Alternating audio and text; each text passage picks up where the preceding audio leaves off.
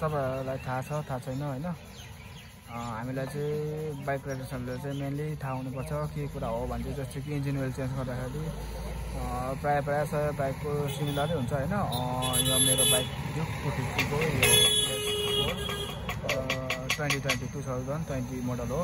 र कस्तो छ यसको सिस्टम भने चाहिँ जब हामी इन्जिन ओइल चेन्ज गर्छ यसको इन्जिन ओइल चेन्ज गर्दाखेरि चाहिँ इन्जिन ओइल भयो एउटा पार्टिकुलर इन्जिन ओइल जुनैको नै हाल्दा भयो जस्तो कि मोटुलको हाल्यो भने चाहिँ बेस्ट हो मैले र आज चाहिँ यहाँ बोस्टको हालेको छु हैन बोस्टको चाहिँ तपाईको इन्जिन ओइल यहाँ पर्छ तपाईको 1.7 लिटर 1700 ml हैन त्यसको सँगसँगै हुन्छ तपाईको Mobil filter plus air filter चाहिँ जुन चाहिँ हाम्रो यो सिटको मुनि बसेको हुन्छ यहाँनिर चाहिँ हुन्छ हाम्रो एयर फिल्टर अन्त हाम्रो इन्जिन ओइल चाहिँ यहाँबाट जान्छ हैन लेभल हेर्नु चाहिँ यसको यहाँबाट हेर्नुपर्छ लेभल चेक चाहिँ र मोबिल फिल्टर चाहिँ यहाँ हुन्छ गाइस हैन यसको मेन याद गर्नुपर्ने भनेको चाहिँ हुन्छ हामीलाई यसको इन्जिन ओइल र कुलेन्ट हैन कुलेन्ट भयो रेडिएटर क्याप भयो हैन हामीले चाहिँ मोबिल चाहिँ एकदमै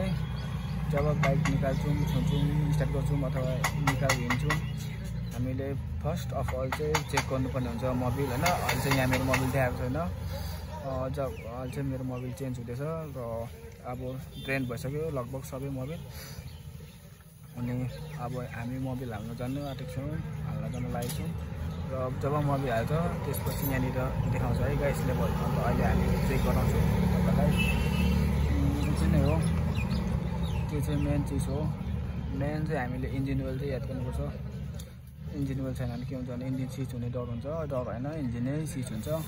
सो अनि सेकेन्डमा आउँछ तपाईँको रेडिएटर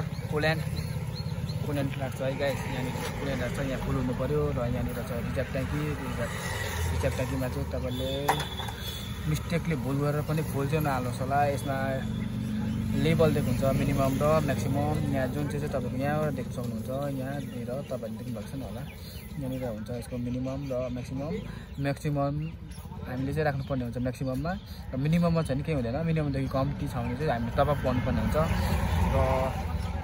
यसको कुलेन्ट लाउँदाखेरि चाहिँ सिस्टम कस्तो हुन्छ भने चाहिँ कुलेन्ट चाहिँ हामीले गाडीतिर पानी र कुलेन्ट मिसाएर हाल्ने गर्छौँ तर यस बाइकमा चाहिँ त्यस्तो हुँदैन कुलेन्ट एकदम पानीमा नमिसाइकन कुलेन्ट मात्रै हाल्नुपर्ने हुन्छ हामीले सो यति भन्दै यति जानकारी तपाईँलाई दिँदै म यो एन्ड गर्न गइरहेको छु सो बाइ गाइस थ्याङ्क